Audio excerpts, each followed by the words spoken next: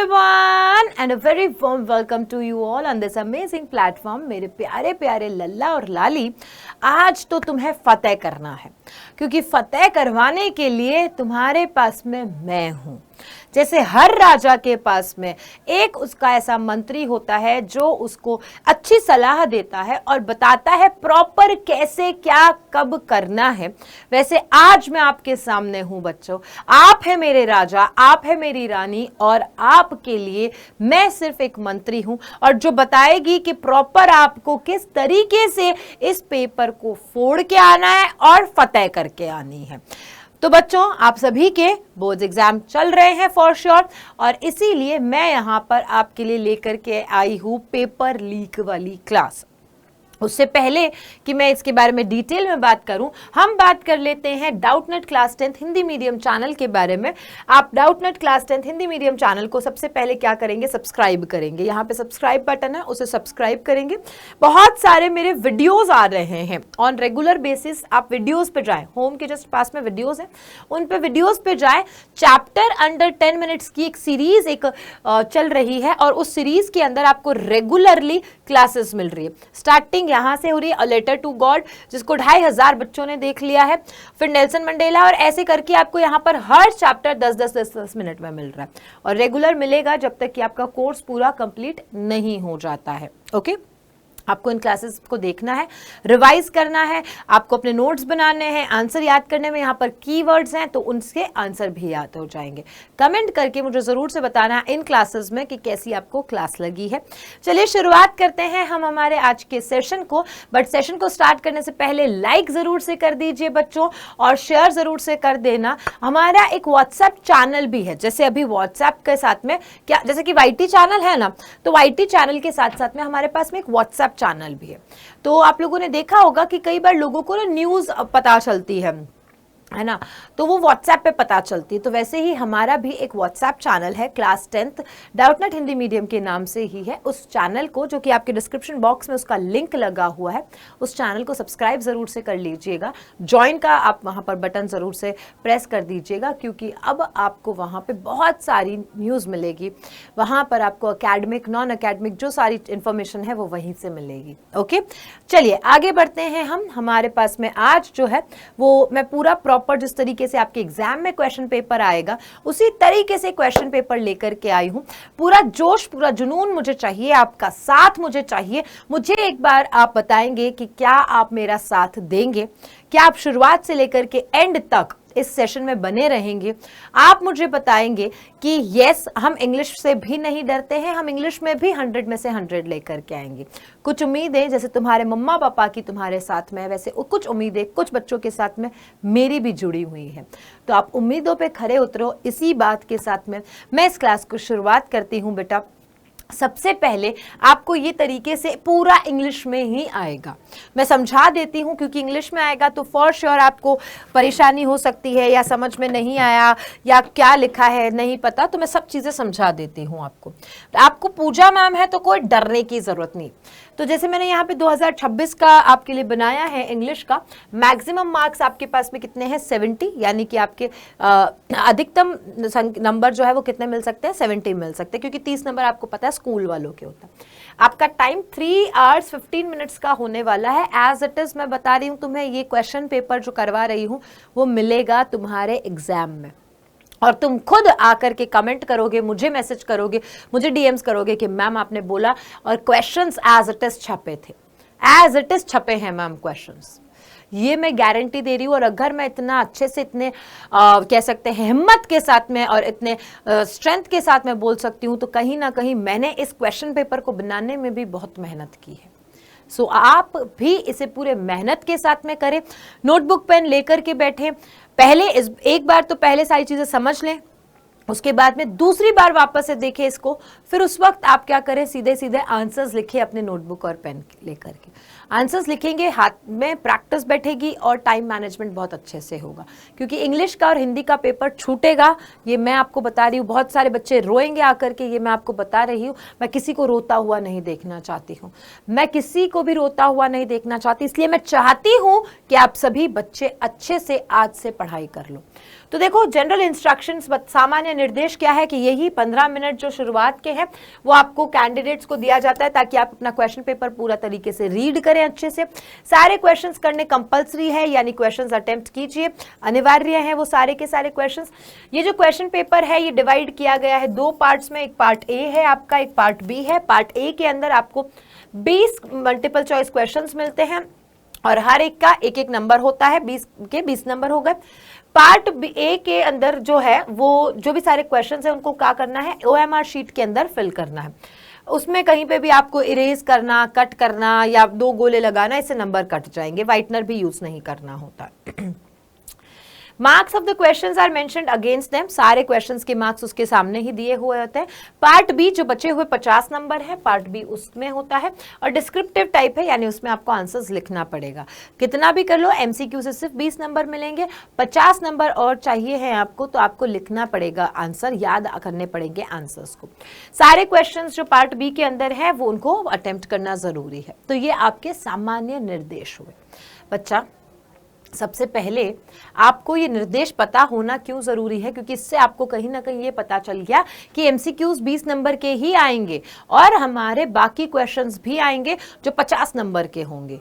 ठीक है, आप अगर ये सोच रहे कि ठीक है मैम हम ना 20 नंबर के MCQs ही करें, कोई दिक्कत नहीं, आप सोच लीजिए। पर मुझे सोचिए, अगर आप मुझे बताइए सोच के कि अगर आपने सब में ना 100 में से 100 लाए, 95 लाए, चलो 100 भी नहीं, 95 लाए, 95 लाए, 95 और इंग्लिश में 20 नंबर यहां से, स्कूल से भी 30 में से 20 नंबर दे दिए, 40 नंबर, 95 95 95 40, तो पूरा ओवरऑल प्लस करके देख लेना। आप मैथ्स अच्छी है तो आप अभी भी कर सकते हैं कि आपने बाकी सारे सब्जेक्ट्स में 95 आए और एक में 40 नंबर आए, तो आपका ग्राफ क्या रहेगा, आपके मार्क्स कितने डाउन हो जाएंगे और आपका पूरा रिजल्ट बिगड़ जाएगा। इसलिए बहुत अच्छे से पढ़िए, जो सारी क्लासेस में मैं करवा रही हूँ उनको बहुत अच्छे से कीजिए बेटा। तुम्हारे लिए मेहनत है, तुम्हारे रिजल्ट के लिए मेहनत है और इसके लिए 1 रुपया भी नहीं लिया जा रहा है बेटा। ठीक है, हम डर को भगाने के लिए पढ़ रहे हैं, हम उस हर एक बच्चे तक इस क्लास को पहुंचाएंगे, ये हमें पता है, क्योंकि हम हर जगह से शेयर करेंगे। एक साथ सारे बच्चों को इस क्लास को शेयर कर देना है, ताकि कोई बच्चा अभी तक भी नहीं पढ़ा है तो उसे ये पेपर कर लेने से, कम ये पेपर कर लेने से, जो मैं आज यहाँ पर लीक कर रही हूँ इंग्लिश का पेपर, उस इंग्लिश के पेपर को लीक करने से भी, उसमें से भी उसके बहुत सारे क्वेश्चंस अटेम्प्ट हो जाए और वो बहुत अच्छे नंबर ले आए। यही हम चाहिए और कुछ नहीं चाहिए। ठीक है, चलिए स्टार्ट करते हैं आपके क्वेश्चंस के साथ में बच्चा। तो सबसे पहला आपके पास में क्वेश्चन आता है, चूज द करेक्ट ऑप्शन। क्या करेक्ट ऑप्शन चूज करना है इसके अंदर? तो क्वेश्चन लिखा है, Priya had finished her lunch before the bell. अब यहां पर आपको क्या दिया जाएगा, इस तरीके से fill in the blanks, fill in the blanks इस तरीके से फुल स्टॉप लगा करके। तो अब आपको यहां बताना है कि यहां क्या आएगा। ओके, सो प्रिया ने हैड फिनिश्ड आया, आपको क्या देखना है यहां पर कि हैड फिनिश्ड आया है। हैड फिनिश्ड का मतलब क्या है बेटा, पास्ट का परफेक्ट है। हैड फिनिश्ड मतलब क्या होता है, पास्ट का परफेक्ट, यानी पास्ट का परफेक्ट है तो दूसरा वाला क्लॉज जो है वो आपके सिंपल पास्ट में ही लगेगा। दूसरा वाला क्लॉज किस में लगेगा, सिंपल पास्ट में ही लगेगा आपका। तो यहां पर क्या आ जाएगा, रैंग, ये रहा आपके पास में। ओके, रैंग आएगा। सो प्रिया हैड फिनिश्ड हर लंच, प्रिया ने अपना लंच पहले ही कर लिया था। किसके पहले, बेल बजने से पहले। तुम में से भी बहुत सारे स्टूडेंट्स हैं लास्ट बेंच पर बैठ करके, अभी तो लंच का टाइम भी नहीं हुआ है, उससे पहले खपा खपा खा लेते हैं। सो यहां पर आपका ये करेक्ट हुआ है। ओके, नेक्स्ट क्वेश्चन की तरफ जाते हैं। People who watch and listen to speech are called. देखो क्या लिखा है, वो लोग, people who watch and listen to speech are called, यानी वो लोग जो कि देखते हैं और सुनते हैं किसे, स्पीच को। स्पीच का मतलब क्या होता है बेटा जी, स्पीच का मतलब होता है भाषण, भाषण। ठीक है, तो भाषण को या तो वो देखते हैं या सुनते हैं, उन्हें क्या कहते हैं। तो लिसनर लिखा है, लिसनर का मतलब तो श्रोता होता है, तो सिर्फ सुनना नहीं है, यहां तो एंड भी लिखा हुआ है, तो आप लिसन देख करके लिसनर मत कर देना बेटा। ठीक है। वॉचर भी नहीं होगा, वॉचर मतलब तो देखने वाला हुआ। हियरर नहीं होगा, हियरर मतलब सिर्फ सुनने वाला होता है, तो क्या होगा? ऑडियंस। ऑडियंस, ऑडियंस का मतलब क्या होता है? बेसिकली वैसे उसे कहीं ना कहीं तो दर्शक ही कहते हैं, लेकिन दर्शक में वहां पर सुनने वाले और देखने वाले सब होते हैं। जैसे जो रेडियो सुनते हैं उनकी भी ऑडियंस ही होती है, और जो टीवी देखते हैं उनकी भी ऑडियंस ही हुई है। स्टेडियम में जाकर के स्टेडियम में जाकर के कहीं पे आप गेम देखते हैं, कोई स्पोर्ट्स हो रहा है, कोई क्रिकेट मैच हो रहा है, तो आप वहां पर भी क्या कर रहे हैं? ऑडियंस की तरह ही तो है वहां पर भी, ठीक है। सो यहां पर आपका करेक्ट आंसर क्या हुआ है? ऑडियंस हुआ है। नेक्स्ट क्वेश्चन आता है, रीअरेंज करना है आपको। ये सबका फेवरेट है, सबका फेवरेट है, तो ये आप फटाफट से करेंगे और इसका आंसर मुझे कमेंट सेक्शन में देंगे। इसका आंसर मुझे किस में देंगे? आप कमेंट सेक्शन में देंगे बेटा, अपने आप से करेंगे, क्योंकि मुझे लगता है जितनी प्रैक्टिस आप इसकी कर रहे उतना आसान आपके लिए होगा। नेक्स्ट क्वेश्चन आता है, which of the following words is misspelled? निम्नलिखित में से कौन सा वर्ड जो है मिसस्पेल्ड है, यानी गलत उसकी स्पेलिंग दी है। तो यहां पर करेक्ट आंसर क्या है? असेसन होगा, ये करेक्ट आंसर है, इसकी स्पेलिंग गलत है। असेसेबल होता है, करेक्ट है। असेसरी होता है, जैसे गाड़ी के आगे कोई नई गाड़ी लाते हैं ना, तो बोलते हैं ना कि अरे इसके वो पाइप नहीं लगवाए स्टील वाले वगैरह, तो कहते हैं एसेसरी अभी बाकी है, अभी एसेसरी लगवाएंगे इसके। एसेसराइज भी उसी वर्ड से है, लेकिन असेसन वर्ड नहीं होता है। सो करेक्ट आंसर आपका यहां पर क्या होगा बेटा? ये वाला। ओके, मूविंग अहेड, आगे देखिए फटाफट से। पोस्टमैन वाला, यानी अब हमारे चैप्टर के स्टार्ट हो गए। आपके अभी तक मैंने कितने क्वेश्चन कराए? 5, कम से कम 5 क्वेश्चन आपके किस में आते हैं? ग्रामर के। First question, second question, third question, fourth question, ठीक है। 4 क्वेश्चंस मैंने आपके यहां पर कराया, क्योंकि कभी कभी 4 भी आते हैं। ओके, चलिए, तो यहां पे आपका क्या हो गया है? ग्रामर वाला पार्ट हो गया। अब हम किससे पार्ट को स्टार्ट करेंगे? अब हम स्टार्ट करेंगे हमारी बुक को, और बुक में भी आपकी 2 बुक है, आपको बहुत अच्छे से पता होगा। पहली बुक कौन सी है? फर्स्ट फ्लाइट है, और दूसरी बुक कौन सी है? फुटप्रिंट्स विदाउट फीट है। ये दोनों बुक है, तो दोनों बुक के क्वेश्चन साथ में ही करेंगे। एमसीक्यूज में देखो, आपको बहुत अच्छे से पता है कि पूजा मैम एमसीक्यूज में सब कुछ रिवाइज करवा देती है, सब कुछ घुमा करके आपको करवा देती है। तो जो बच्चे यहाँ पे सिर्फ एमसीक्यूज करने के लिए भी बैठे हैं ना, कोई दिक्कत नहीं है मेरा बच्चा, ये एमसीक्यूज सिर्फ एमसीक्यूज वाला करोगे तो भी मैं तुम्हारे शॉर्ट और लॉन्ग क्वेश्चंस करवा दूंगी, तो भी मैं तुम्हारे शॉर्ट और लॉन्ग क्वेश्चंस करवा दूंगी। Not to worry at all, not to worry at all, ठीक है। बस आपको कंटिन्यूअसली क्लास को लाइक करना है, दोस्तों के साथ में शेयर करते रहना है, ठीक है। इतना ध्यान रखना है। आपका आज पेपर है, आपको डेफिनेटली लग रहा है कि मैम आज इतने शांति शांति से क्यों पढ़ा रहे, क्योंकि जिस दिन पेपर होता है ना, उस दिन शांत रहना चाहिए, उस दिन घोड़े जैसे नहीं दौड़ना चाहिए, है ना, घोड़े जैसे नहीं दौड़ना चाहिए उस दिन, शांत काम, क्योंकि जितनी सारी आपकी एनर्जी है, जितना आपने सारी चीजें याद की है, उसको आप कामनेस के साथ में ही प्रेजेंट कर सकते हो। अगर आपने ना मतलब एकदम वो बोलते हैं कि एक ऐसा जानवर जो कि बिल्कुल छुटा जानवर है, उस तरीके से एकदम अग्रेसिव होकर के किया ना, तो वहां लिखोगे काटोगे, फिर लिखोगे फिर काटोगे, खुद पे गुस्सा आएगा, झल्लाहट हो जाएगी और लगेगा मैं गलत क्यों कर रहा हूं। इसलिए ही आज पूजा मैम भी थोड़ा शांत होकर के पढ़ा रही हैं आपको, सो दैट मेरे बच्चों में भी वो कामनेस रहे, वो शांति रहे। और आपको शांति से ही क्वेश्चन पेपर को पढ़ना है, सुनना है अपने वर्ड्स को, क्योंकि ऐसे कान बंद करके आपको पूरा क्वेश्चन पेपर रीड करना चाहिए। बोलने पे जब आपको समझ में आता है ना, उतना बहुत अच्छा होता है। ओके, एंड सेकेंडली हड़बड़ाहट में नहीं रहना है, कोई भी हरफन मौला की तरह से भागना नहीं करना, कुछ नहीं करना, अच्छे से आराम से पूरा क्वेश्चन पेपर करोगे, टाइम भी मैनेज हो जाएगा, कोई क्वेश्चन नहीं छूटेगा। ये मैं आपको बता रही हूँ और आपको बताती रहूंगी ऐसी ही सारी चीजें, सिर्फ जितना मैं कह रही हूँ उतना करते जाओ आप। ओके, चलो क्वेश्चन क्या है? The postman showed to his boss. Postman ने क्या अपने बॉस को शो किया? शो करना मतलब क्या होता है? दिखाना। तो पोस्टमैन ने क्या दिखाया था? एक पेन नहीं, एक स्टैम्प पेपर नहीं, एक इंक पॉट नहीं, एक लेटर। ठीक है, क्या दिखाया था? लेटर दिखाया था। अब ये लेटर किसने लिखा था? तो रिटन बाय कौन है बच्चा? तो रिटन बाय हमारा कौन है? ये लेंचो है। ओहो, यहाँ पर ये आ गया क्या? तो रिटन बाय लेंचो। ठीक है, अच्छा, टू होम किसको लिखा है उन्होंने? तो टू होम किसे लिखा है? गॉड को लिखा है लेंचो ने।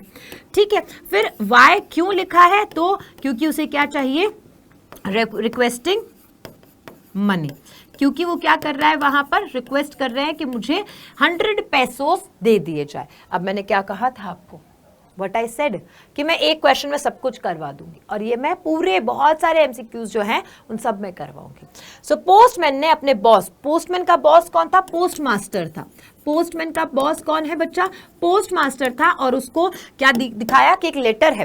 क्यों दिखाया था ये इन्होंने? क्योंकि उसके ऊपर क्या लिखा था? गॉड लिखा हुआ था। एंड आज तक कभी भी पोस्टमैन ने गॉड लिखा हुआ लेटर देखा ही नहीं, तो उसे बहुत ही हंसी आ रही थी, है ना, इसलिए उसने जाकर के ये सारा चीजें पोस्टमास्टर को भी शेयर करी। नेक्स्ट क्वेश्चन आता है, द पोस्टमास्टर वॉज, पोस्टमास्टर क्या था? फ्रॉड था? क्या एक गलत इंसान था? नहीं। Amiable fellow, amiable fellow is the correct answer. बहुत ही फ्रेंडली इंसान था, मित्र पूर्वक रहने वाला, मित्रता निभाने वाला। तो एमिएबल का मतलब क्या होता है? फ्रेंडली होना, फ्रेंडली होना। और ये क्वेश्चन जितनी बार रिपीट हुआ है ना, मैं क्या ही बताऊं, बहुत बार रिपीट हुआ है। तो very important question it is very very important question. आपके एग्जाम में ये तो क्वेश्चन आएगा ही आएगा, बहुत इंपॉर्टेंट क्वेश्चन है। नेक्स्ट क्वेश्चन पे आओ। Baking was indeed a profitable dash in the old boys, in the old days हो जाएगा, ये डेज हो जाएगा। कभी कभी हमसे भी होती हैं टाइपिंग में। In the old days, baking जो है वो ओल्ड डेज में क्या था? क्या था? एक प्रॉफिटेबल सर्विस थी? नहीं। जॉब थी? नहीं। प्रॉफिटेबल प्रोफेशन था। क्या था? प्रॉफिटेबल प्रोफेशन था वो, या आपने बिजनेस वर्ड भी देखा होगा। ओके, चलिए नेक्स्ट क्वेश्चन आता है बोधि धर्मा से रिलेटेड। बोधि धर्मा जो कि एक बुद्धिस्ट थे, कौन थे? एक बुद्धिस्ट थे। उन्होंने कट करी थी अपनी आईलिड्स को। आईलिड्स मतलब ये पलके, पलकों को कट किया था बिकॉज, अब ये क्वेश्चन आपको कभी भी एमसीक्यू में नहीं दिखेगा, मैं आपको एमसीक्यू में लाई हूं, बट ये आपको डेफिनेटली शॉर्ट क्वेश्चन में जरूर दिखेगा। शॉर्ट क्वेश्चन में आपको ये एग्जाम में जरूर से दिखेगा, शॉर्ट क्वेश्चन में ये आपको एग्जाम में जरूर से दिखेगा। तो बोधि धर्मा जो कि एक बुद्धिस्ट थे, उन्होंने अपनी आईलिड्स को क्यों कट किया था? क्योंकि he felt sleepy during meditations, यानी जब भी वो ध्यान करते थे तो ध्यान लगाना, जब भी वो ध्यान लगाते तब वो क्या हो जाते? स्लीपी, नींद आ जाती, झपकी आती, और इस वजह से वो क्या हो जाते? सो जाते। तो उनका मेडिटेशन पूरा नहीं होता, उनकी तपस्या पूरी नहीं होती, और उनका ध्यान जो है डेफिनेटली, नींद आ गया तो ध्यान भंग हो गया। तो इसीलिए उन्होंने क्या किया था? आईलिड्स कट की थी। अब जहां जहां जाकर के ये आईलिड्स जो है वो फॉल करी, घिरी थी, वहां पर 10 टी प्लांट्स, कितने? 10 टी प्लांट्स जो है वो ग्रो करे, 10 टी प्लांट्स ग्रो कर गए थे। कितने? 10। तो आईलिड्स जहां गिरी वहां पर 10 टी प्लांट्स जो है वो ग्रो कर गए थे। ये आपको याद रखना है। क्या याद रखना है? पूरा पूरा बात बता दिया है। अब बोधि धर्मा की ये कहानी है, और ये इंडियन लेजेंड है। इंडियन लेजेंड में से एक चाइनीज लेजेंड भी है, और वो आप मुझे कमेंट सेक्शन में बताइएगा कि चाइनीज लेजेंड कौन सा है। चाइनीज लेजेंड यानी चाइनीज स्टोरी क्या है, उसमें क्या बताया है, किसके बारे में बताया? बहुत आसान सा है। चलिए now, for the first 24 hours Mitchbill was neither hostile nor. पहले के जो शुरुआती 24 घंटे थे, जब मिचबिल को उसके दोस्त यानी मैक्सवेल के गेविन मैक्स के साथ में जो है भेजा गया था, तो गेविन मैक्सवेल के पास में जब भेजा तो पहले जो 24 घंटे थे उस वक्त मिचबिल कैसा था? हेल्पफुल था? नहीं। फ्रेंडली था? नहीं। सपोर्टिव था? नहीं। तो वो hostile, nor friendly, sorry, nor hostile nor friendly, ना तो वो हॉस्टाइल था ना ही वो फ्रेंडली था, यानी एकदम से मित्र नहीं बना था। नेक्स्ट डे जाकर के वो थोड़ा सा खुला, वो उस कॉर्नर को छोड़ करके बाहर आया था। सो मिचबिल के बारे में आपके पास में ये क्वेश्चन आता है, और ये क्वेश्चन आपको बहुत इंपॉर्टेंट है, याद रखना है आपको। ये क्वेश्चन बहुत इंपॉर्टेंट क्वेश्चन है बेटा, एग्जाम में बार बार पूछा जाता है। For the first time, first 20 hours Mitchbill was neither hostile nor. ये क्वेश्चन आपके लिए बहुत बार पूछा जाता है, ठीक है? तो nor friendly is the correct answer. Moving ahead, आपके पास नेक्स्ट क्वेश्चन आता है द फॉग। अब देखो ये जो क्वेश्चन है ये आपकी कैसा क्वेश्चन है बेटा? एक्सट्रैक्ट बेस्ड क्वेश्चन है, एक्सट्रैक्ट बेस्ड। तो पोअम के बारे में आपके ऐसे ही क्वेश्चन आते हैं। देखो पोअम जो है आपके, एक तो 2 नंबर का ये लाती है ना, 3-4 नंबर की आपकी जो है सेंट्रल आइडिया लेकर के आती है, और उसी तरीके से 2 नंबर का आपके पास में क्या आ जाता है, वो क्या कहते हैं, 4 लाइन्स लिखने वाला पार्ट। तो ऐसे करके कम से कम 2, 3 और 2 यानी कि 7, 8 नंबर आपके किसके आते हैं, पोम के आ जाते हैं। पोम के देखो जैसे यहाँ पर 1, 2 2 क्वेश्चन आ गए। तो ये कितने हैं आपके एक्सट्रैक्ट बेस्ड के, 2 एक्सट्रैक्ट के, 3 नंबर 4 नंबर का वो आपका सेंट्रल आइडिया, और 2 नंबर के आपके वो 4 लाइंस लिखने का। इस तरीके से पोम्स भी करके जानी है आपको, ठीक है, पोम्स भी करके जानी है। आज की क्लास में भी मैं आपको पोम के बारे में बताऊंगी कि कौन सा इंपॉर्टेंट पोम है आपके एग्जाम के लिए, और सेंट्रल आइडिया कौन सा लर्न करना है। ओके, चलिए कौन सा आएगा, लर्न तो करा ही होगा, लर्न तो डेफिनेटली करा होगा, कौन सा आएगा ये जरूर बता दूंगी मैं। सो इस तरीके से आपको दिया होगा पोम, पोम को पढ़ना है आपको। How does the fog come, fog कैसे आता है, तो लाइक लिटिल कैट, किसकी तरह आता है, एक छोटी कैट जो लिटिल कैट है उसकी तरह आता है। Now what does it refer to in the poem, it के लिए कहाँ आया है, इट, ये रहा इट आया है। The fog comes on little cat feet over harbour and sitting on silent haunches and then moves on. तो इट किसके लिए आया है, तो यहां पर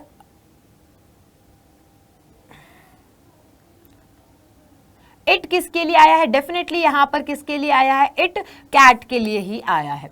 नेक्स्ट क्वेश्चन आता है, व्हाट वाज ट्रिकीज ओनली फॉल्ट। अब आपकी सेकेंड बुक स्टार्ट हो चुकी है, सेकेंड बुक स्टार्ट हो चुकी है। तो सेकेंड बुक वाला पार्ट है दैट ट्रिकी की ओनली फॉल्ट क्या थी, यानी उसकी क्या गलती थी। तो he was a greedy, he was a greedy dog, greedy dog था, ग्रीड यानी लालच करता। Who came with a small bundle of notes one evening? एक शाम को कौन स्मॉल बंडल ऑफ नोट्स लेकर के आए थे, तो अनिल लेकर के आए। क्यों, क्योंकि उसका एक जर्नल जो है वो पब्लिश होने वाला, जो उसका एक जर्नल है वो पब्लिश हो गया, उस वजह से उसको पेमेंट मिला था। तो Anil is the correct answer. Bundle में कितने नोट्स थे, तो 5 इंटू आपको क्या करना है, 20 करना है, 12 करना है, 50 इंटू 12, 50 इंटू 12 600 रुपए थे, 50 इंटू 12 600 रुपए थे, है ना। Now, what was the real name of भोली, भोली का रियल नेम क्या है, सुलेखा, भोली का रियल नेम क्या है बच्चा, सुलेखा रियल नेम है। तो सुलेखा आपको याद रखना है, भोली का रियल नेम है, और सुलेखा वाला चैप्टर भी आपके लिए बहुत इंपॉर्टेंट है। नेक्स्ट आता है, I will not have such a mean greedy and compatible coward. क्या, पहली बात तो ये किसने कहा, पहला क्वेश्चन हु सेड इट, किसने कहा, तो किसने कहा था, भोली ने कहा था। कब कहा था, व्हेन शी सेड इट, कब कहा था, तो जब उसकी शादी हो रही थी, एवरीथिंग वाज अरेंज्ड, और उस शादी के टाइम पे जब उसके शादी का सेरेमनी हो रहा था, marriage ceremony it was going on, और उस वक्त पे जो बिशंबर नाथ है, कौन है, बिशंबर नाथ है बेटा, कौन है, बिशंबर नाथ है। उस बिशंबर नाथ ने किसके लिए बोला था, डाउरी का आस्क कर लिया। उसने क्या कहा, मुझे तो डाउरी चाहिए, मुझे क्या चाहिए, डाउरी चाहिए, मुझे दहेज चाहिए है, ठीक है। तो तब वहां पर, अब हु सेड, भोली ने कहा, तब वहां पर क्या बोला, तो ये आई किसके लिए आया, अगेन बता देती हूं, भोली के लिए आया है। और भोली ने कहा था कि मैं ऐसे नीच इंसान, ऐसे लालची इंसान, कंटेम्पटेबल इंसान, कावर्ड इंसान के साथ में हस्बैंड नहीं हो सकता है ना, मेरा हस्बैंड नहीं हो सकता है, मैं उसके साथ में शादी नहीं कर सकती हूं। क्योंकि बिशंबर नाथ यहां पे बोला है, तो कहीं ना कहीं आपको हिंट भी लग गया होगा कि बिशंबर नाथ तो उसका हस्बैंड ही होगा, है ना, जिससे शादी नहीं हुई थी उसकी बाद में। चलिए, तो हमने यहां पर ये क्वेश्चन कर लिया। अब आते हैं, we established a model library in their capital of. अब यहां पर लाइब्रेरी की बात कौन से चैप्टर में की गई है, तो लाइब्रेरी की बात हमारे पास में एक ही चैप्टर है, और the chapter name is the book that saved the earth, the book that saved the earth, the book that saved the earth आपका चैप्टर है। और इस चैप्टर में यहां पर वी किसके लिए आया है, अर्थलिंग्स के लिए आया गया है बेसिकली, कि हमने क्या किया है, हमने मॉडल लाइब्रेरी कहां पर, कैपिटल किसकी, मार्सोपोलिस की, कैपिटल किसकी, मार्सोपोलिस की कैपिटल में। मार्सोपोलिस क्यों बोला, क्योंकि मार्स से आए थे, और वहां पर क्या कर दी है, मॉडल लाइब्रेरी वहां पर स्टैब्लिश कर दी है। बहुत सारे बच्चों को ये क्वेश्चन नहीं समझ में आता है, इवन आपके ये सीनियर्स के भी जब क्वेश्चन आया था तो वो कहते हैं कि मैम इसका क्या आंसर था, पता ही नहीं है, हम छोड़ के आ गए।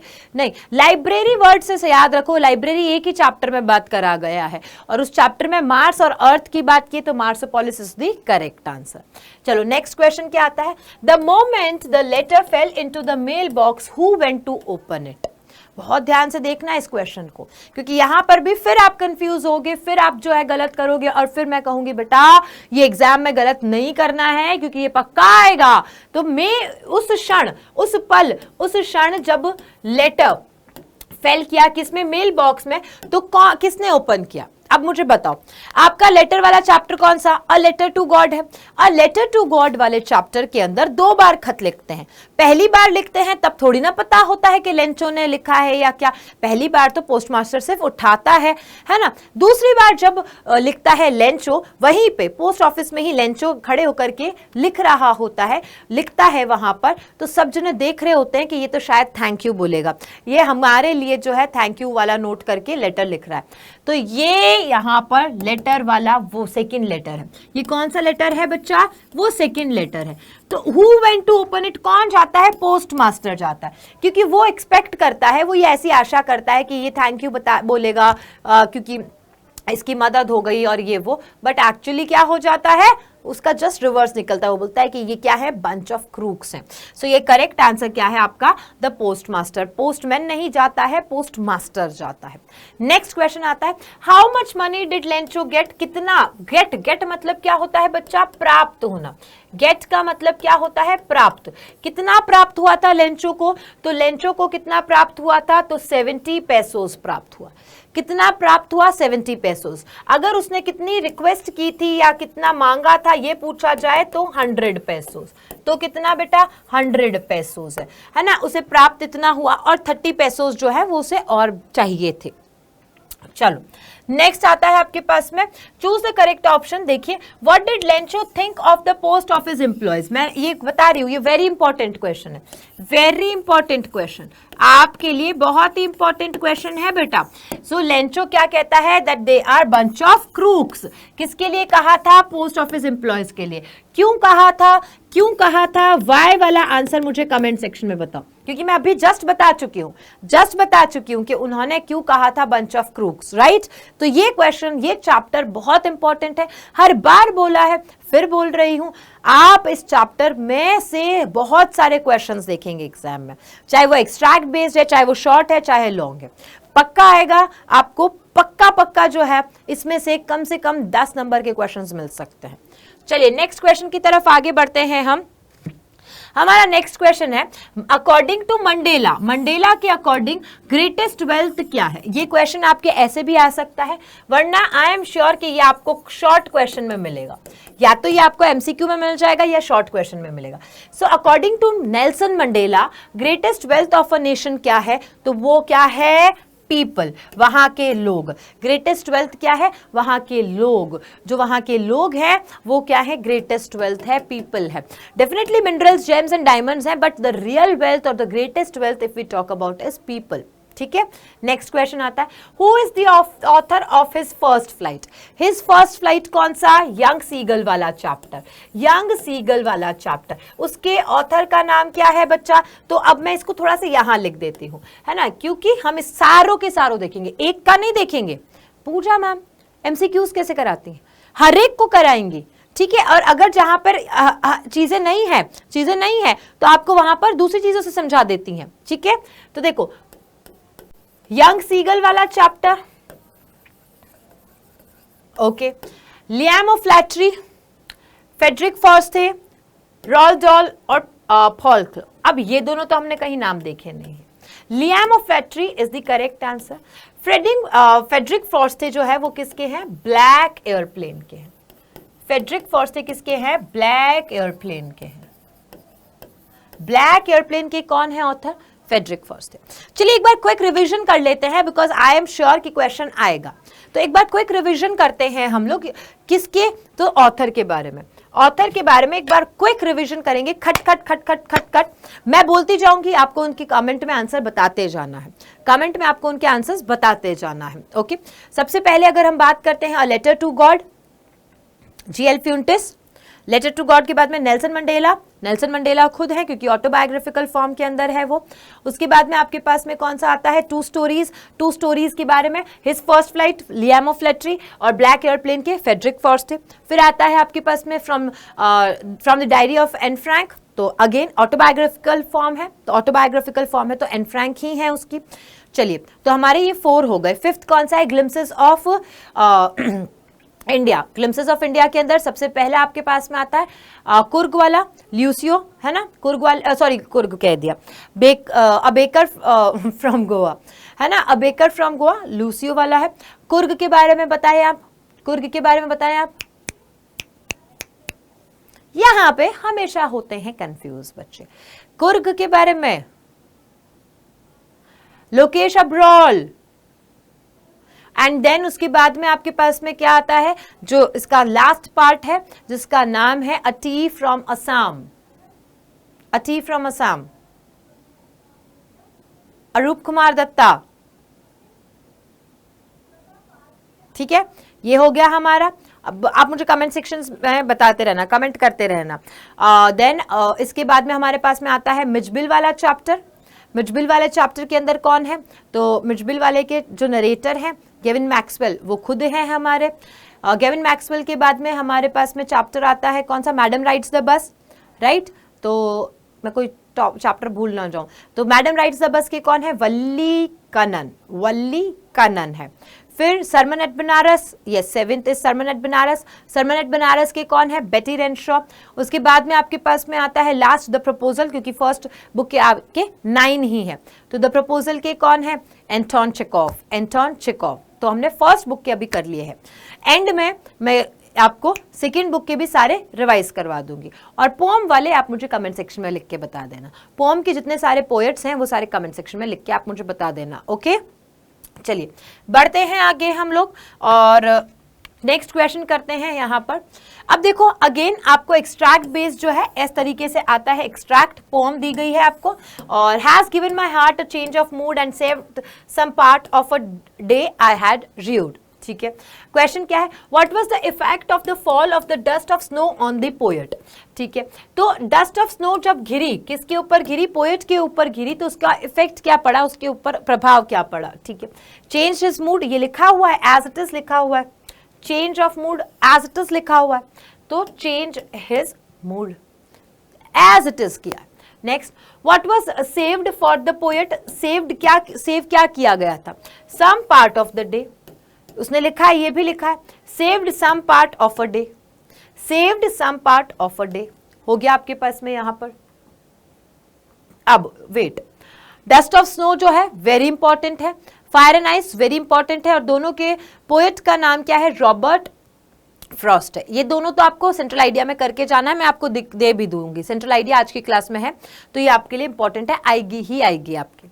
चलो नेक्स्ट क्वेश्चन आता है आपके पास में, मिसेस पंफ्रे वॉज, ये वेरी इंपॉर्टेंट क्वेश्चन है। पता नहीं इतना इजी क्वेश्चन क्यों देते हैं, बट बहुत इंपॉर्टेंट क्वेश्चन है, very very very important question, बहुत इंपॉर्टेंट क्वेश्चन है। मिसेस पंफ्रे कौन थी? एक रिच लेडी थी, एक रिच लेडी थी। ठीक है, वेल्दी फैमिली से, वेल्दी बैकग्राउंड से आने वाली थी, तो रिच लेडी थी वो। Now who was thief in the story, यानी द थीफ स्टोरी के अंदर कौन था थीफ? तो हरी सिंह, हरी सिंह था। कितने साल का था? 15 साल का था, 15 years old ही वॉज। ठीक है, ये एक इसके पास जाता है, अनिल के पास जाता है। अनिल कितने साल का था? 25 साल का था, ही वॉज 25 years old। कौन था ये? तो ये एक राइटर था, ये एक राइटर था।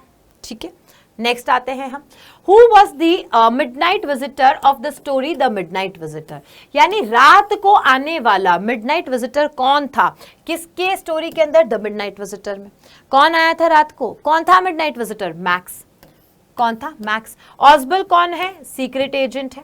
ऑस्बल कौन है बच्चों? सीक्रेट एजेंट है। ठीक है, फाउलर कौन है? तो फाउलर एक राइटर है, फाउलर एक राइटर है। और मैक्स कौन है? अपोनेंट पार्टी का सीक्रेट एजेंट है, अपोनेंट पार्टी का सीक्रेट एजेंट है। तो अपोनेंट सीक्रेट एजेंट है ये अपोनेंट सीक्रेट एजेंट है।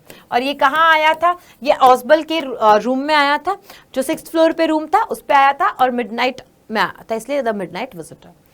चलिए नेक्स्ट क्वेश्चन आता है, where was Ebright born in. Ebright का जन्म कहाँ हुआ था? Very important question, very very very important question. हाय तौबा, वेरी इंपॉर्टेंट क्वेश्चन बच्चा, बहुत इंपॉर्टेंट है। यहां पर बच्चे जो है रीडिंग नाम की चीज को सुन करके सोचते हैं ये नहीं होगा, ये गलत है, नहीं, this is the correct answer. एब्राइट was born in reading, Pennsylvania जो नाम की जगह है वो उसके अंदर ही रीडिंग नाम की जगह है, वहां पर उनका जन्म हुआ था एब्राइट का। ओके, नेक्स्ट क्वेश्चन पे आते हैं। मटिल्डा वॉज ऑलवेज रिमेन्ड, वो हमेशा क्या थी, दुखी थी, unhappy, she was always unhappy. ठीक है, क्यों अनहैप्पी थी? क्योंकि सिंपल सी बात है कि उसे चाहिए थी लग्जरियस लाइफ, चाहिए थी उसे, चाहिए थे बहुत सारे कह सकते हैं मेल्स, सर्वेंट्स एंड उसे पैसे वाली फैमिली के अंदर जाना था, but not she was from that family, और ना ही उसकी शादी वहां पर हो पाई थी। So Matilda always remained unhappy. Now अब आते हैं आपके लॉन्ग क्वेश्चंस। तो यहां पर एक बार सारे बच्चे पहले अपना स्कोर बता देंगे, सारे बच्चे पहले मुझे अपना स्कोर बताएंगे, कमेंट सेक्शन में कमेंट करके स्कोर बताएंगे कि मैम आपने जो इतने सारे एमसीक्यूज करवाए हैं उसमें से हमारे इतने राइट हुए हैं। इससे आपको खुद को पता चलेगा कि आपका एग्जाम के लिए कितना तैयारी है, आपको कितने क्वेश्चंस आते हैं। क्योंकि देखो बहुत आसान है बच्चा ये कहना, क्योंकि अभी सब जने कह रहे हैं 95 ले आएंगे, 95 ले आएंगे, हम भी कह देते हैं 95 ले आएंगे, लेकिन ये जो अभी मैंने आपसे करवाया उससे तुमने कितने सही किए उससे हमें पता चलेगा मैं 95 से ऊपर भी ला सकता हूं या मैं 95 से नीचे ला सकता हूं। तो अपने आप को चेक करना जरूरी है ना, ये स्कोर बताना आपको बहुत जरूरी है। साथ ही साथ में एग्जाम में यही क्वेश्चंस मिलेंगे, ये मैं फिर से आपको याद दिला देती हूँ। और एक बात और फिर से याद दिला देती हूँ कि क्लास को अभी तक लाइक नहीं किया है तो पहले लाइक करो। The first thing is you have to like the class.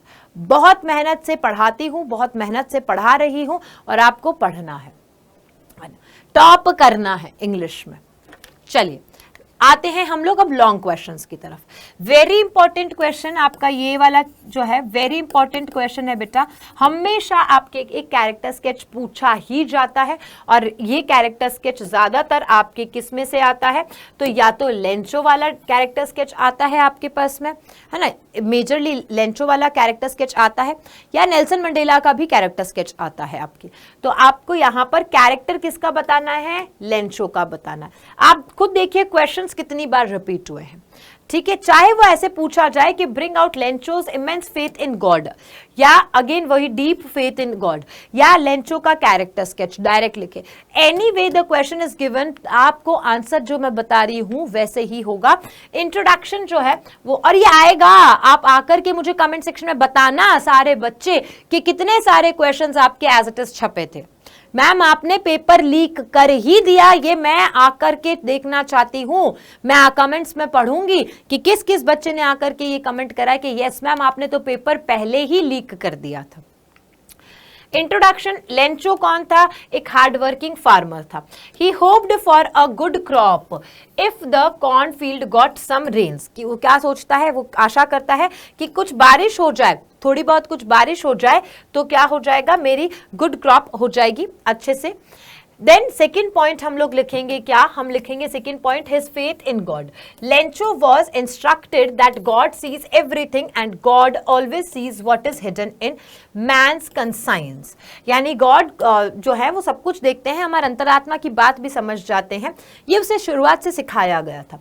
Lencho had one hope, उसकी एक आशा थी, and it was the help of God, उसकी एक ही आशा थी, वो क्या थी कि मुझे भगवान जो है वो जरूर से हेल्प करेंगे, गॉड हेल्प करेंगे। So he wrote a letter to God, इसीलिए उन्होंने लेटर लिखा किसे, गॉड को। His corn field was totally destroyed by hailstorm, क्यों, क्योंकि उसका जो कॉर्न था, मक्का था, वो पूरी पूरी बर्बाद हो गई थी, किसकी वजह से, क्योंकि हेलस्टॉर्म आ गया था। He needed 100 pesos, कितना पैसोस, 100 pesos की जरूरत थी to survive.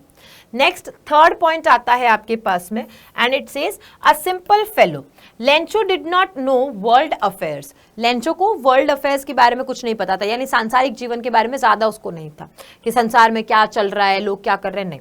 He was only a devote of God, सिर्फ भगवान में विश्वास रखने वाला, भगवान को समर्पित करके जिंदगी जीने वाला पर्सन था। ठीक है, तो आपने यहां पर 3 पॉइंट्स में ये पूरा पूरा बड़ा क्वेश्चन लिखा है, और अगर आपको अभी भी ये आंसर जो है वो बड़ा लग रहा है, क्या ये शॉर्ट हो सकता है, क्या मैम इतना लिखना जरूरी है, इस तरीके के क्वेश्चंस दिमाग में आ रहे हैं, तो सीधी सी बात बोल देती हूँ, तुम मत करके जाना, तुम मत करके जाना।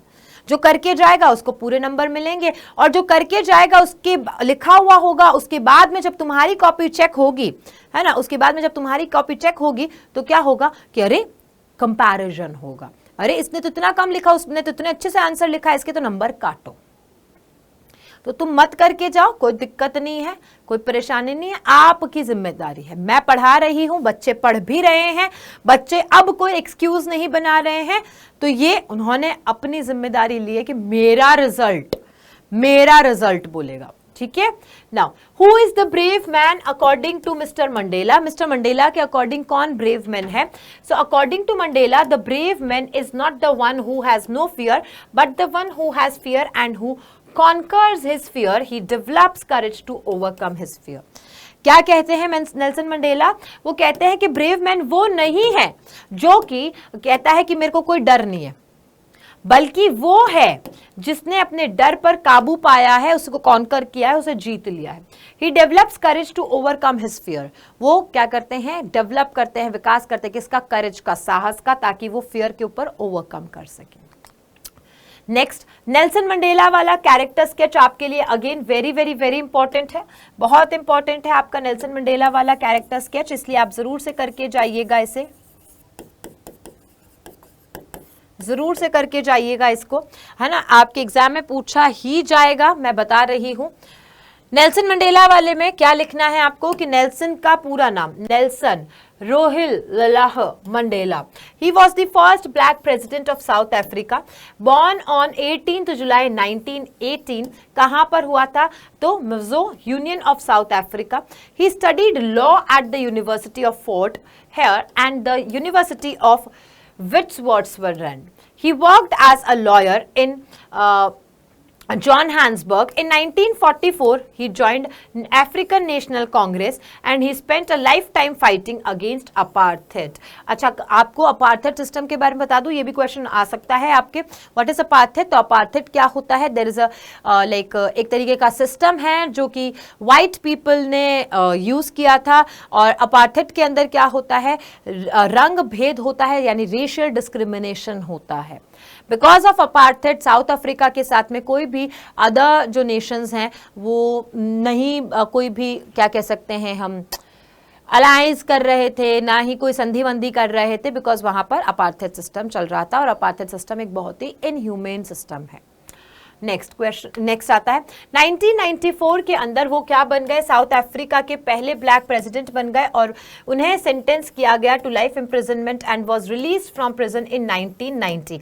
1990 में इन्हें रिलीज किया गया था। He served as president of South Africa from 1994 to 1999। 1994 से 1999 तक इन्होंने एज साउथ अफ्रीका का पहले प्रेसिडेंट की तरह सर्विस दी थी। And he received numerous honours and awards and including the Nobel peace prize in 1993। तो 1993 में इन्हें नोबेल पीस अवार्ड भी दिया गया था, नोबेल पीस प्राइज भी इन्हें दिया गया था। यहां पे हमारा कौन सा क्वेश्चन हो गया?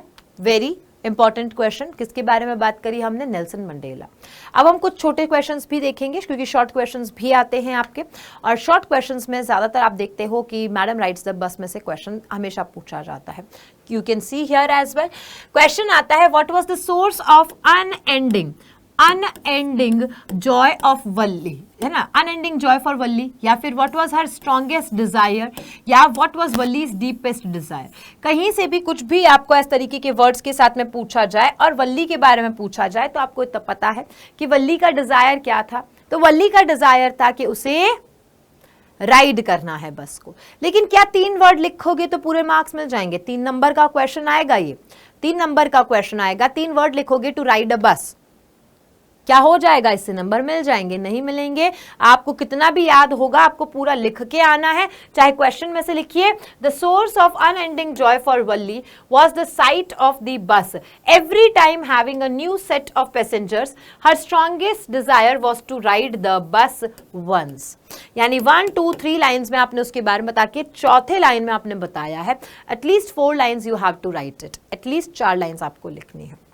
Now, where did Buddha teach his first sermon? सबसे पहला इंपॉर्टेंट क्वेश्चन है। अगर मैं पूछूंगी तो बच्चे जो है कमेंट में कहेंगे क्या कहेंगे कि गंगा के किनारे, है ना, at the bank of river Ganga, यही कहने वाले हैं आप। लेकिन इसको फिर से आपको थोड़ा सा बड़ा लिखना पड़ेगा। जो बुद्धा है he preached his first sermon at the city of Banaras, ये पता है हम, सिटी ऑफ बनारस यानी बनारस में उन्होंने क्या दिया था, अपना पहला उपदेश दिया था। Most Holi of the dipping place on the river, जिसे गैंग्स कहा जाता है, गंगा। यानी ये सिटी ऑफ बनारस कहाँ है, ये 2 लाइन तो हमने उसी के बारे में बताई कि सिटी ऑफ बनारस कहाँ पर है, बहुत ही पवित्र जगह है और जो कहाँ पर है, रिवर गंगा के नजदीक है। That sermon has been preserved and is given here, और वो सरमन यहाँ के लिए बचाया गया था, प्रिजर्व किया गया था और यहाँ पर उन्होंने उपदेश दिया था। यहाँ पर आप एक और वर्ड ऐड कर सकते हैं, अंडर अ, नहीं वो तो मेडिटेशन में आएगा, अंडर अ पीपल ट्री वाला तो वो तो मेडिटेशन में आएगा कि मेडिटेट कहाँ किया था, तो अंडर अ पीपल ट्री उन्होंने मेडिटेट किया था। चलिए पानी पी लेते हैं।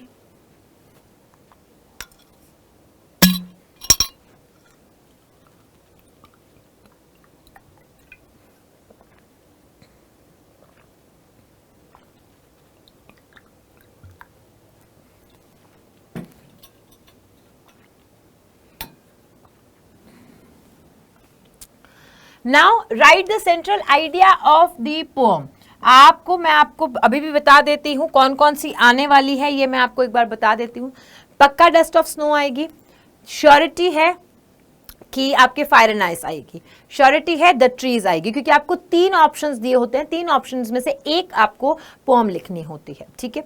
तो dust of snow, fire and ice, the trees आएगी ही आएगी, ये तो श्योर शॉट है। आपको इनमें से लर्न है, वेल डन, बहुत बढ़िया है, शानदार है। बाकी ऑप्शन में और भी आ सकती हैं तो आप देख लीजिएगा उसे। मैं यहाँ पर आपको फायर एंड आइस का दे रही हूँ, this is fire and ice. So the poem किस तरीके से लिखना है, fire and ice, it is written by Robert Frost, और इस पोम के अंदर पोएट ने प्रिडिक्ट किया है about the end of the world. Some people say that the world will end in fire while others say that it will end in ice. तो आपने pome में क्या सीखा है, मोस्ट इंपॉर्टेंट बात या स्टार्टिंग लाइंस क्या है, उसी को पूरा पूरा आपने एक्सप्लेन करा है। He equates fire with desire and ice with hate. उन्होंने इक्वेट किया है, किसे, मतलब बराबर बताया, किसे बराबर बताया है, फायर को डिजायर के साथ और आइस को हेट के साथ। टू फुलफिल हिज डिजायर, अपनी डिजायर को, अपनी इच्छाओं को पूरा करने के लिए, men will exploit the natural resources. इंसान क्या करते हैं, अपने नेचुरल रिसोर्सेज को एक्सप्लॉइट करते हैं, शोषण करते हैं, उसका दुरुपयोग करते हैं। Which results in the end of the world, और जिसके कारण क्या होगा, उसका परिणाम, उसके कॉन्सिक्वेंसेस, उसके रिजल्ट क्या निकलेंगे, दैट ये वर्ल्ड एंड हो जाएगा। ऑन द अदर हैंड, वहीं दूसरे हाथ अगर हम देखें तो ड्यू टू हेट, किसकी वजह से, हेट की वजह से, घृणा की वजह से टेररिज्म सबसे ज्यादा बढ़ रहा है, and it will take place, और वो हम देख ही रहे हैं, and it will cause the end of the world. और टेररिज्म के कारण क्या हो जाएगा, एंड हो जाएगा इस वर्ल्ड का। सो ये तो मैंने सिर्फ यहाँ पर फायर एंड आइस की ही बताई है।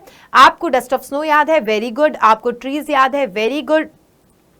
ये एक फॉग के चक्कर में मत कर जाना कि फॉग का ही आपने वो कर लिया और वो कर लिया, क्योंकि 4 लाइंस आपके आएंगी, जो इसमें मैंने क्वेश्चन डाला नहीं है अभी, because I don't think so it is that much necessary कि मैं आपको वो लिख के लाऊं क्वेश्चन।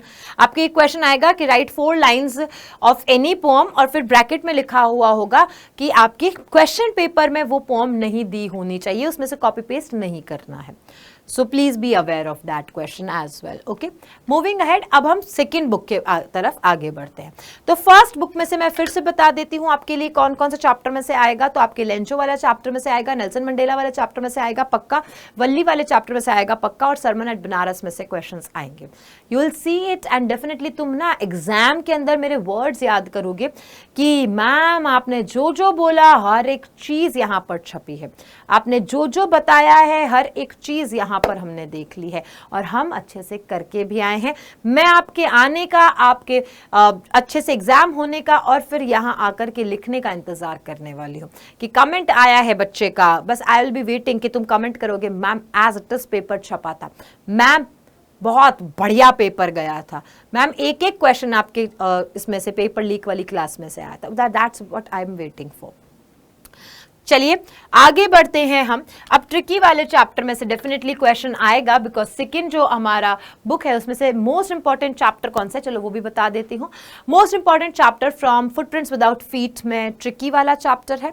डेफिनेटली हमारा सेकंड चैप्टर जो है the thief story, and then we have Bholi वाला चैप्टर एंड नेकलेस वाला चैप्टर भी। भोली वाला चैप्टर भी, नेकलेस वाला चैप्टर भी, ये इंपॉर्टेंट है आपके लिए। ओके चलिए, so how did the doctor cure tricky. Doctor ने ट्रिकी को कैसे क्योर किया, यानी ट्रिकी को कैसे ठीक किया था, क्या उसका ऑपरेशन किया था। ये ऐसे भी क्वेश्चन पूछा जा सकता है कि क्या उसका ऑपरेशन हुआ था, नहीं हुआ था। ठीक है, how does he treat the dog, कैसे उन्होंने ट्रीट किया डॉग को अगेन, या what treatment did the doctor give to the Tricki. आपको कैसे भी, अगेन किसी भी तरीके से क्वेश्चन आ रहा है, चाहे ऐसे ऐसे या ऐसे, एनी वे क्वेश्चन आएगा आपको कि ट्रिकी को कैसे ट्रीट किया गया या ऑपरेट किया गया क्या, या उसका ट्रीटमेंट कैसे किया गया था, कुछ भी क्योर, ट्रीटमेंट, ये वर्ड्स को याद रखना। आंसर क्या लिखेंगे आप, दैट ही टेक्स, ही कौन है, तो आप यहां पे बता सकते हैं मिस्टर जेम्स हेरियट, क्योंकि आपको पता है इसलिए आपको बताना है। ठीक है, आपको पता है इसलिए आप बताएंगे नाम यहाँ पर, और जितना आप यूज करेंगे नाम को उतना अच्छा है, क्योंकि इससे पता चलेगा एग्जामिनर को भी, आपकी कॉपी चेक करने वालों को भी, और आपको आदत भी पड़ जाएगी ऐसा लिखने से, नंबर पूरे मिलेंगे।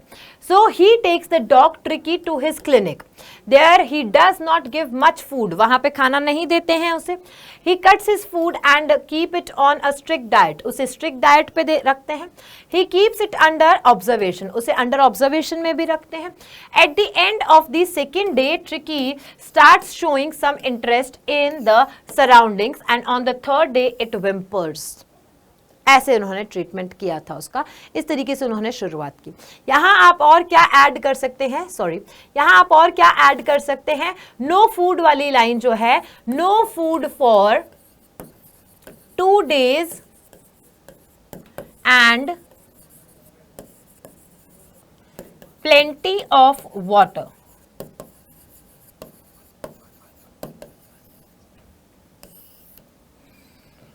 ये वाली लाइन भी आप ऐड कर सकते हैं। एक वो भी ऐड करना चाहें, अगर लॉन्ग क्वेश्चन आता है आपकी, तो आप एक वो भी ऐड कर सकते हैं कि यहाँ पर इन द क्लिनिक एक तरीके से कंपटीशन हुआ करता था कि जिसका भी बोल लास्ट में रह जाता है, उसका फूड लास्ट में रह जाता है, तो उसके ऊपर सबका शेयरिंग होगा, सब जने खा सकते हैं। एंड पहले दिन ये बात ट्रिकी को, मतलब पहले तो ये ट्रिकी को बात पता नहीं थी, एंड एज जब उसे पता चली तो उसने क्या करा, खुद का चट करके फिर दूसरों के खाने के ऊपर भी धावा बोल दिया था उसने।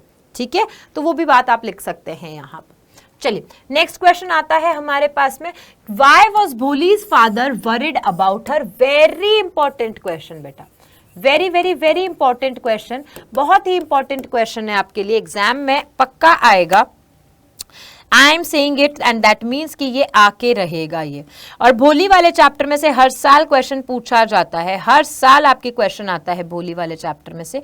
So this will also come for you. Okay, आपको प्रिपेयर करके जाना है कि मुझे को आंसर कैसे लिखना है, क्या क्वेश्चन आ सकता है और कैसे सब कुछ होगा। ओके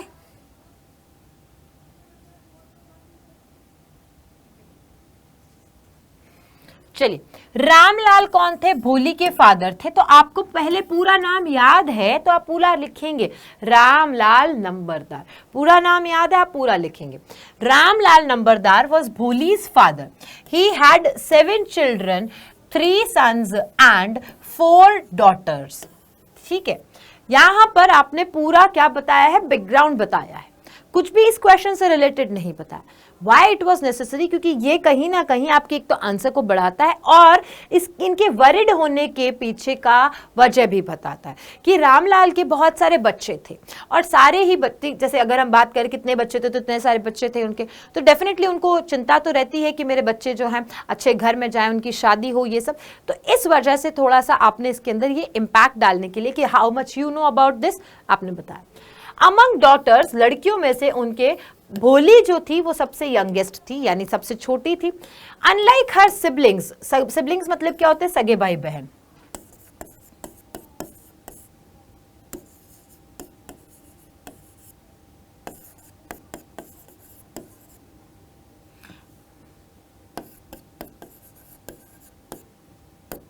ठीक है, शी वॉज लेस इंटेलिजेंट, यानी कि उसके जो सारे भाई बहन है उसमें वो सबसे कम इंटेलिजेंट थी, क्योंकि यू नो वेरी वेल कि उसके साथ में बचपन में क्या हो गया था। And had pock marks on her face, और उसके चेहरे पर पॉक मार्क्स भी थे। एंड स्टैमर्ड, और हकलाना भी, है ना, स्टैमर करना, हकलाना। Finding a suitable boy for her to marry her was an uphill task, so he was worried about her. अब ऐसी लड़की जो कि इंटेलिजेंट नहीं है, ब्यूटीफुल नहीं है, सही से बोल भी नहीं सकती है, इसके लिए एक लड़का ढूंढना बहुत बड़ा टास्क हुआ ना। It's a uphill task. ये देखो, ऐसे वर्ड्स लिखोगे, अंडरलाइन करोगे, हाईलाइट करोगे ना, मार्क्स पक्का मिलेंगे तुम्हें। सो इसीलिए वो वरीड थे। ठीक है, नेक्स्ट क्वेश्चन पे आते हैं हम। अब हम लोग ले रहे हैं हमारे राइटिंग सेक्शन का पार्ट। अब हम क्या कर रहे हैं, हमारे राइटिंग सेक्शन का पार्ट कर रहे हैं बेटा। तो अभी तक हमने लिटरेचर और ग्रामर वाला पार्ट किया है। राइटिंग सेक्शन भी आपके लिए बहुत इम्पॉर्टेंट है। कम से कम आपके राइटिंग सेक्शन से ही 20 से 25 नंबर आते हैं बेटा। बहुत इंपॉर्टेंट है आपके लिए, बहुत इंपॉर्टेंट है। कई कई जगह 15 नंबर का भी आ जाता है, कई कई जगह अलग अलग है। तो बट मैं आपको ये बता रही हूँ कि जो कि पेपर लीक कर रही हूँ, इसलिए मैं बता रही हूँ कि राइटिंग सेक्शन बिल्कुल छोड़ के नहीं आना है। बात को समझो मेरी। आपके पेपर में क्या क्वेश्चंस आएंगे, कौन से लेटर्स आएंगे, कौन सा आर्टिकल आएगा, कौन सा रिपोर्ट आएगा, कौन सी एप्लीकेशन आएगी, ये मैं बता रही हूँ, अभी बता रही हूँ। और ये आएगी ही आएगी, ये तय है, ये फिक्स्ड है। आपको लिखने का तरीका भी यहां पर बता दिया जा रहा है। आप इसे रिवाइज कर लीजिए, फटाफट से देख लीजिए, क्योंकि ऐसे शब्दों के साथ में और इतना ही बड़ा लिखोगे तब मार्क्स आएंगे आपके।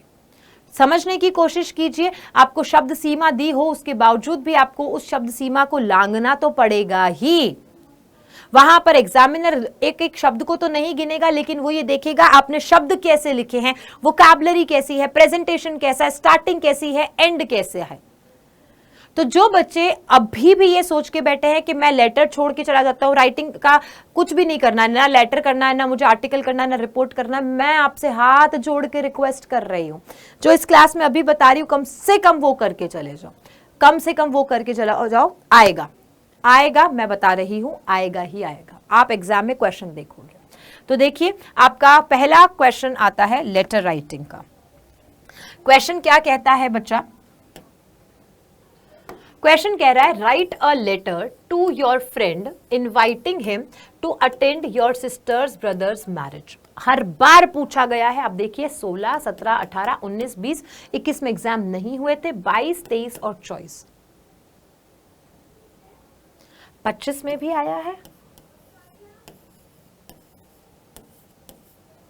26 में भी आएगा, 26 में भी आएगा। तो इसलिए करके जाना है। क्या करेंगे आप? सबसे पहले आपको ये 3 लाइंस में एड्रेस लिखना है, 3 लाइन में एड्रेस लिखना है। कहीं पे भी कुछ भी आपको पर्सनल चीजें नहीं लिखनी है। आप ऐसे कुछ जेनरिक सा लिख सकते हैं, XYZ ABC कुछ भी कर सकते हैं, पर्सनल डिटेल्स, नाम वगैरह कुछ नहीं लिखना। डेट लिखनी है आपको, फिर डियर अग्रिम लिख दिया आपने। डियर अग्रिम लिखने के बाद में I hope this letter finds you in good health and high spirits. ये फिक्स लाइन्स है, ये फिक्स लाइन्स है, फिक्स्ड लाइन्स है, और इन फिक्स लाइन्स को आपको लिखना है, इन फिक्स लाइन्स को आपको लिखना है। I am writing to invite you to a very special event that is taking place in our family. आप किसके लिए बुला रहे हैं अभी तक आपने नहीं बताया है। इस बात को बढ़ा करके प्रेजेंट कर दिया है कि मैं तुम्हें ये पत्र लिख रहा हूं क्योंकि मेरे फैमिली में कुछ बहुत बड़ा होने वाला है। आप इस बात पर अभी पहुंचेंगे उससे पहले 1, 2, 3, 4 लाइंस आपने इजीली लिख दी। बहुत ही आम बोलचाल में जो हम बातें करते हैं उनको लिख के आ गए, क्योंकि ये वैसे भी पर्सनल लेटर है। ये आपका किस में आता है? पर्सनल लेटर में आता है। किस में आता है आपका? ये पर्सनल लेटर में आता है। तो आप उनसे जरूर से उनकी खैरियत पूछेंगे, उनसे बताएंगे कि क्या हो रहा है, आपकी लाइफ में क्या चल रहा है, उनकी लाइफ में क्या चल रहा है, और वो सारी चीजें आगे आएगा उसके बाद में। अब बताओगे आप कि मेरी जो एल्डर सिस्टर है वो she is getting married and it would mean the world to me if you could attend her wedding, कि मेरी बड़ी बहन की शादी हो रही है और अगर तुमने ये शादी जरूर से अटेंड की तो ये मेरे लिए बहुत बड़ी बात होगी। द वेडिंग सेरेमनी, अब आप बताओगे वेडिंग सेरेमनी कब हो रही है, कहां हो रही है, कितने दिन आना है, रुकना है, या अब जो भी सारी चीजें अब डिटेल दोगे। तो लेटर में क्या करते हैं, पहले इंट्रोडक्शन देते हैं, फिर डिटेलिंग वाला पार्ट। अब आपका डिटेलिंग शुरू होगा कि कब हो रही है, कहां हो रही है, क्या क्या होगा, क्या नहीं होगा, सारी चीजें बता देनी है आपको। तो सबसे पहले wedding ceremony is going to take place on कब, 17 मई को होगा, 8 PM पे। कहां पर होगा, संस्कृति रिजॉर्ट मेरठ के अंदर। ये बहुत ही बड़ा ग्रैंड अफेयर होने वाला है विद लॉट्स ऑफ फूड, बहुत सारा खाना, म्यूजिक, डांसिंग सब होगा।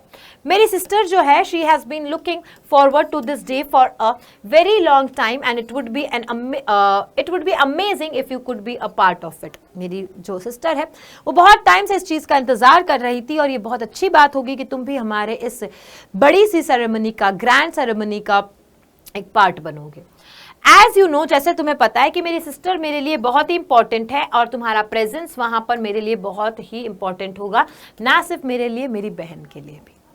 ठीक है, तो आपने यहां पर ये बात बतानी जरूरी समझी है क्योंकि आपको आता है और आपको लिखना है। पर्सनल लेटर में ये नहीं लिखोगे तो सिर्फ इतना सा लिखोगे क्या कि अब मेरी बहन की शादी है, तुम्हें जरूर जरूर आना है, वो तुम वो नहीं हो। कार्ड के अंदर जो तुमने अपने आप को बचपन से समझ रखा है, तुम वो कार्ड के अंदर का वो छोटा बच्चा नहीं हो। मेरी माची की शादी में जलूल जलूल पधारना, मेरी माची की शादी में जलूल जलूल आना, मेरे चाचा की शादी में जलूल जलूल आना, अब वो नहीं हो। अब वो एक लाइन से नहीं होगा, ये मेरी बहन की शादी है, या जो तुम लोग करते हो। यहाँ लेटर लिखना है ना तो प्रॉपर लिखना पड़ेगा। वह ऐसे नहीं करना है मेरी बहन की शादी है तो वो तुम्हारा दोस्त कहेगा मेरे को भी पता है, हाँ तुम बोलोगे कि इस तारीख को आना है, वो बोलेगा भाई जो जगह बुक करी है वो मैंने ही बुक करी है, ठीक है, तो मेरे को पता है, आ तू जाना। जनरली ऐसा होता है, जैसे हम लोगों के बीच में, हमारे घर वालों के बीच में और ऐसा फ्रेंड्स के बीच में यही होता है क्योंकि हम इतने क्लोज हैं कि हम एक दूसरे को इनवाइट तो करते ही नहीं है। बट ऐसा नहीं है, लेटर लिखने को आएगा, नंबर दे के जाएगा। क्या नंबर, हमें क्या चाहिए, नंबर। नंबर हमारे लिए बहुत इंपॉर्टेंट है, तो इसलिए नंबर के लिए हम कुछ भी करेगा, कुछ भी लिखेगा, लिखना पड़ेगा। ओके, चलिए।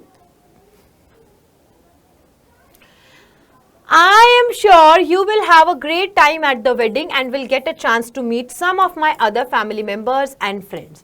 कि मुझे पक्का विश्वास है कि तुम्हारा यहाँ पर जो वेडिंग सेरेमनी के टाइम पे समय है अच्छा बीतेगा, तुम मेरे फैमिली मेंबर से भी मिलोगे, बाकी मेरे दोस्तों के साथ में भी मिलना होगा तुम्हारा। Please let me know if you are able to attend the wedding so that we can make the necessary arrangements। Please बताना कि आप आ रहे हैं कि नहीं आ रहे हैं, ताकि तुम्हारे लिए, जैसे कि एक जगह ली है तो वहाँ पे कमरा एक एक्स्ट्रा बुक करवाएं तुम्हारे लिए, ना आओ तो फिर हम काहे खर्चा करें। पर ऐसे सीधा नहीं बोल सकते, हमें प्यार से बोलना पड़ेगा। क्या कहेंगे, please let me know if you are able to attend the wedding so that हम नेसेसरी अरेंजमेंट्स कर सके। If you have any questions or concerns, तुम्हारे कोई भी क्वेश्चंस हैं, कुछ भी कंसर्न्स है, तो आप feel free to contact me at any time। Looking forward to seeing you at the wedding। Best regards Rahul. नाम दिया है तो ही लिखना है, नहीं तो XYZ ABC PQR यही लिखने हैं, तो आपको ये करके जाना। नेक्स्ट वाला तो आई थिंक सारे बच्चे कर सकते हैं, उसको तो मुझे करवाने की भी जरूरत नहीं है।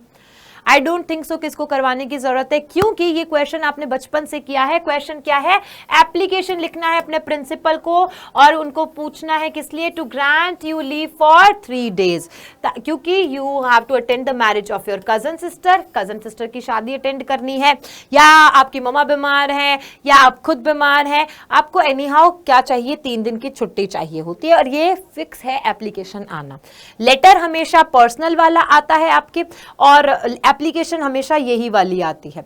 ठीक है, कई बार फॉर अ चांस, और हम कह सकते हैं कि 1% ऐसा होता है कि टीसी वाला बोल देते हैं, उसके अलावा तो नहीं होता है। सो देखिए इसको, एंड तब तक मैं थोड़ा सा पानी पी लेती हूँ। I am feeling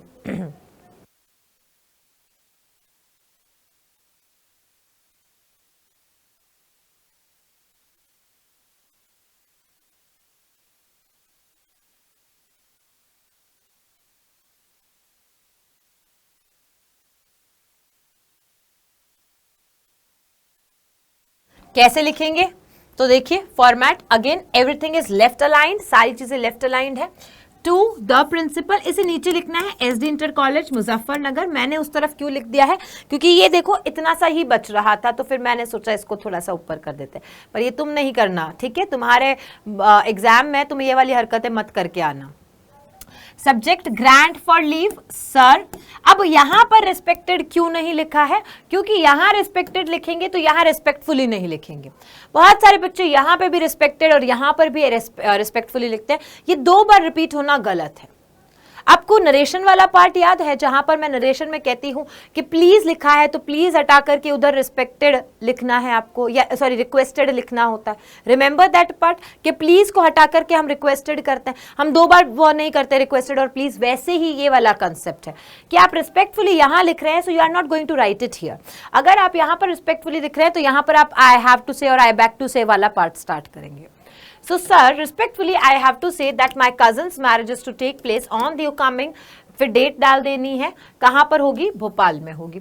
I have to attend the marriage as my father is not in the position to do so, कि मेरे फादर शायद he is not physically fit at this time, physically fit नहीं हो सकते हैं या बाहर हो सकते हैं, सो दैट्स वाई तुम्हें ही जाना पड़ेगा। तो तुमने अपना वो चीज़ बता दी है कि why it is necessary for you to attend, ठीक है? Kindly grant me leave for 3 days, मुझे 3 दिन की छुट्टी दे दीजिए इस तारीख तक। I shall be highly obliged your obediently. फिर देखो मैंने क्या किया है, XXX लिखा है क्योंकि there was no name given, class लिख दिया आपको, डन। अब यहाँ पर जो है ये चीजें, सब चीज याद रखनी है लेफ्ट अलाइंड वाली पार्ट को। Everything should be left aligned बच्चा, everything should be left aligned, हर चीज लेफ्ट में होनी चाहिए। प्लीज ये सब बारीकियां है ना, उनको ध्यान रखें। आई नो कि शायद आपके अपडेशन में नहीं है, शायद आपके स्कूल में नहीं कराया, या आपकी बुक जो दी हुई है आपके पास में आपने खरीदी है, तो हो सकता है सारी चीजें अपडेटेड नहीं हो, but you have to do it, okay? क्योंकि नंबर का सवाल है। अगेन नेक्स्ट क्वेश्चन आता है आपके पास में, एक आर्टिकल लिखना है। आर्टिकल किस पे लिखना है? अ बर्थडे पार्टी पे लिखना है, वेरी इंपॉर्टेंट। अब देखिए आई नो वेरी वेल, मैं यहां पर खुद कह सकती हूं कि यहां पर लिखा है 80 से 100 शब्द, यानी आप कहोगे कि मैम 80 से 100 शब्द है तो 8-10 लाइन होनी चाहिए।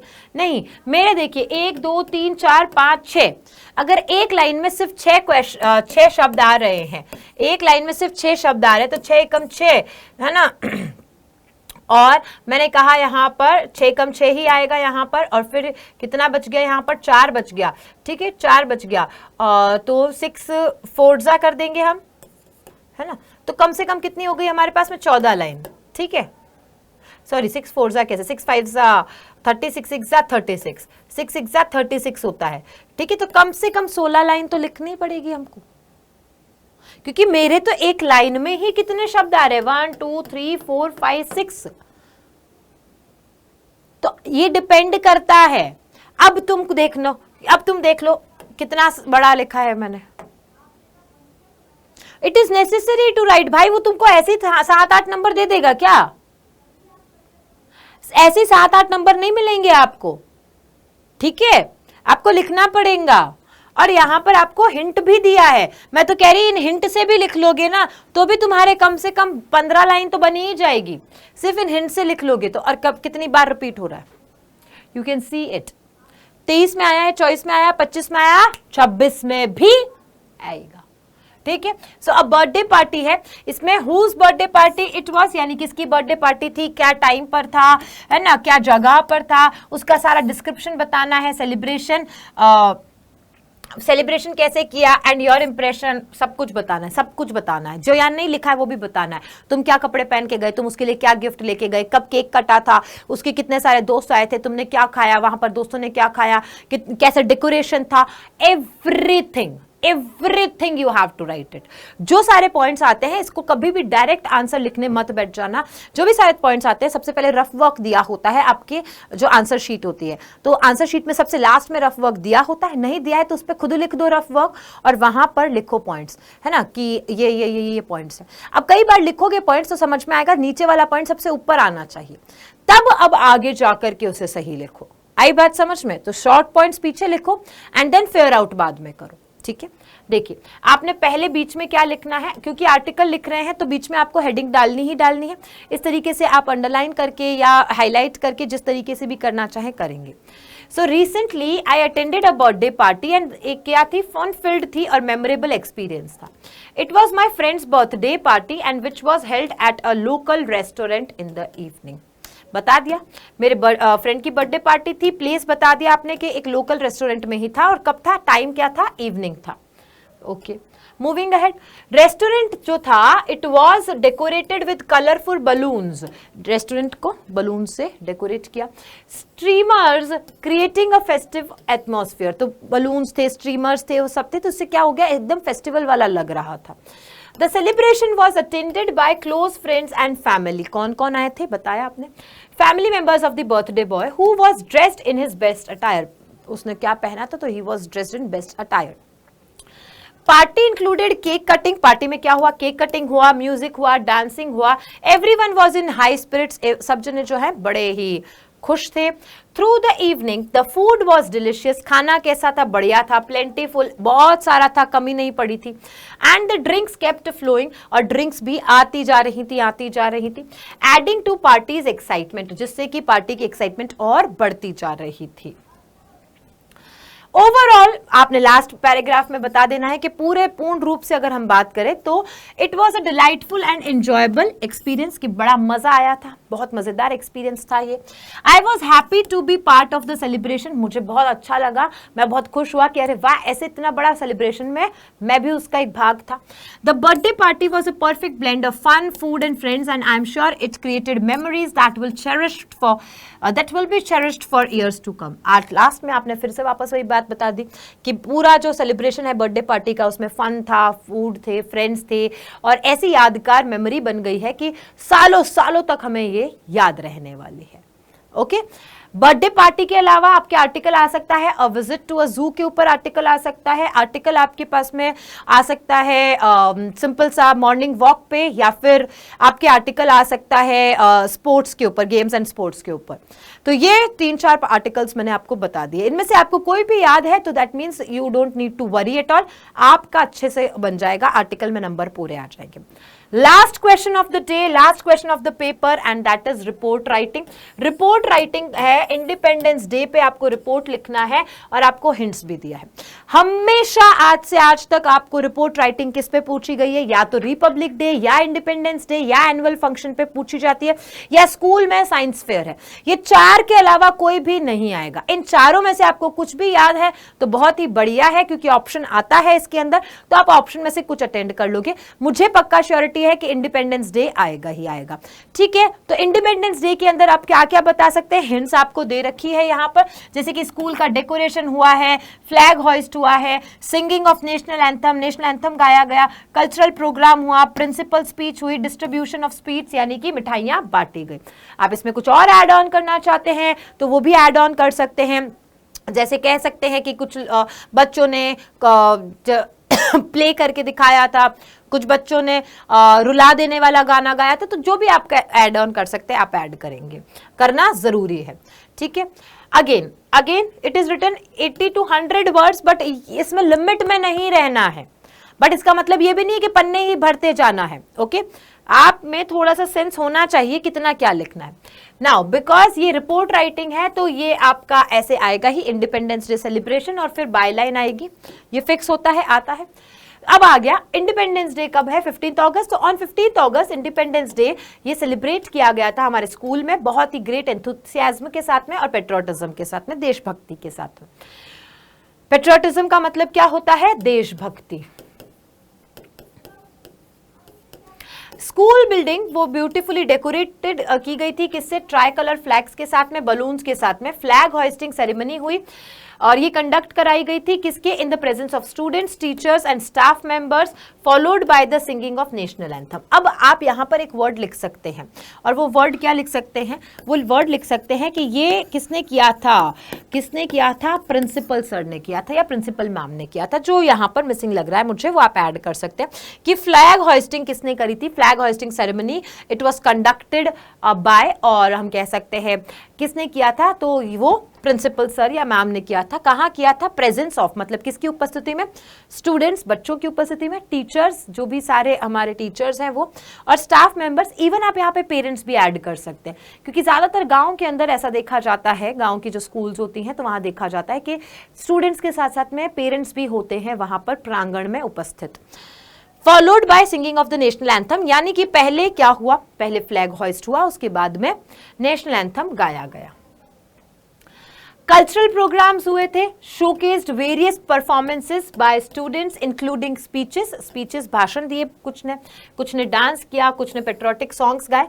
प्रिंसिपल की स्पीच एम्फेसाइज कर रही थी किसके बारे में? इंपॉर्टेंस ऑफ फ्रीडम के बारे में, कि फ्रीडम का कितना इंपॉर्टेंस है and need to preserve it, और हमारी जो फ्रीडम है इसे हमें बचा करके रखने की जरूरत है। आफ्टर द प्रोग्राम स्वीट्स जो है वो डिस्ट्रीब्यूट किए गए टू एवरीवन, सभी को, एंड ये जो इवेंट है ये बहुत ही ग्रेट सक्सेस था, instilled in a sense of pride and patriotism in everyone who participated, यानी कि ये जो इवेंट है इसे हम बहुत ही सक्सेसफुल इवेंट कह सकते हैं, क्योंकि है ना, ये जो इवेंट था ये बहुत सक्सेसफुल था क्योंकि इसने क्या किया था, हमारे अंदर वो गर्व वाली बात इंस्टिल कर दी थी, भर दी थी, और हमारे अंदर देशभक्ति भी इंस्टिल कर दी, भर दी थी, जिन सब ने वहां पर पार्टिसिपेट किया। ओके, यहाँ कुछ और टाइम जो इसको थोड़ा सा बड़ा करने के लिए, हालांकि मैंने बहुत छोटा और बहुत ही कंसाइज फॉर्म में आपको बताया, बट आप यहाँ पे ऐड कर सकते हैं।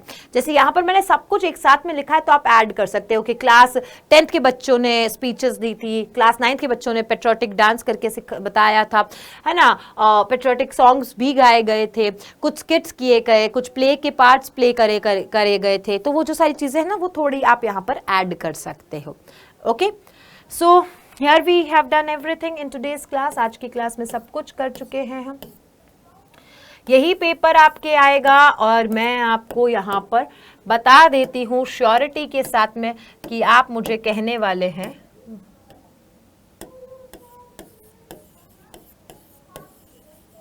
कि you are a paper leaker ma'am, है ना, पेपर लीक कर दिया। देखा, पूरा करने के बाद में मैंने पेपर लीक लिखा है, पूरा करने के बाद पेपर लीक लिखा है, क्योंकि मुझे पता है कि अब मेरे बच्चे हर एक क्वेश्चन को अच्छा सा कर सकते हैं और वो अच्छे से करेंगे तो नंबर भी पूरे लेकर के आएंगे।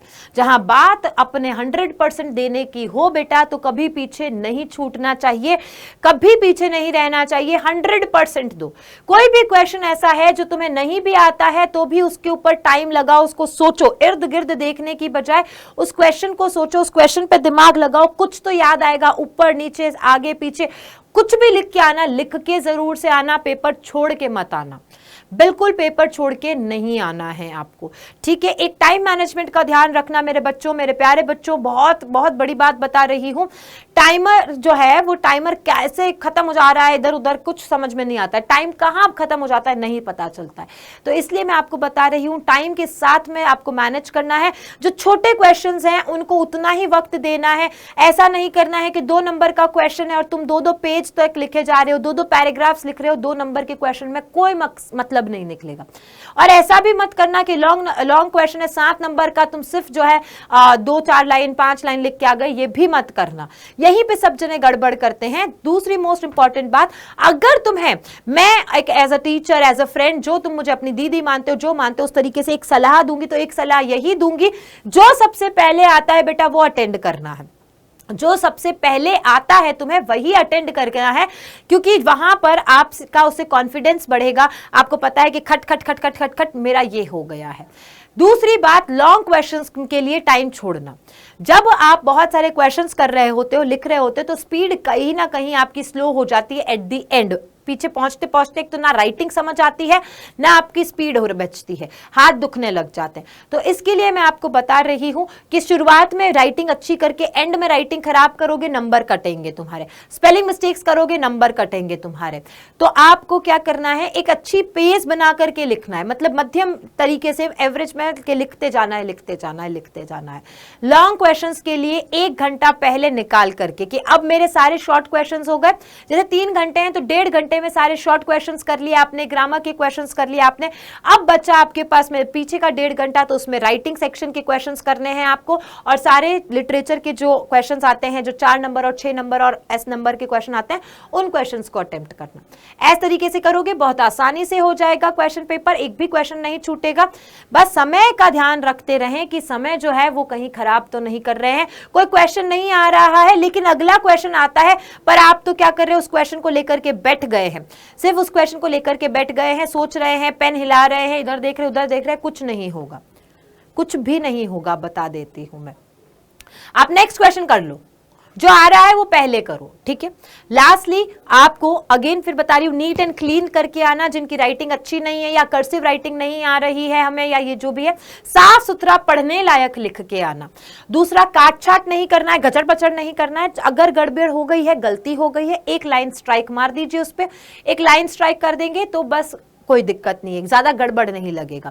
स्पेलिंग मिस्टेक्स नहीं करनी है, स्पेलिंग एरर्स का ध्यान रखें, ग्रामर का ध्यान रखें, और सबसे इंपॉर्टेंट, जो क्वेश्चन अटेम्प्ट कर रहे हो उस क्वेश्चन का मार्किंग वहां पर जरूर से सही लिखें, कि क्वेश्चन नंबर 1 है तो नंबर सही से डाले वहां पर।